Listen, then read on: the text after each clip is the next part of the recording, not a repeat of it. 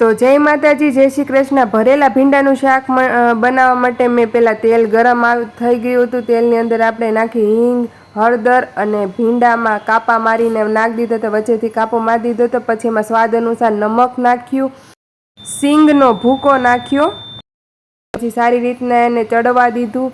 શેકાઈ ગયા પછી અંદર નાખી ચટણી, પછી નાખ્યું ધાણા જીરું અને સ્વાદ અનુસાર ટમેટાં નાખ્યા, પછી સ્વાદ અનુસાર ખાંડ નાખી જો, અને પછી સેજ એવો ચણાનો લોટ નાખી દીધો, પછી સારી રીતના મિક્સ કરી દીધું। ના ઇઝી ભરેલા ભીંડાનું શાક બની ગયું છે અને તમારે ભીંડા ભરવા પણ ના પડે।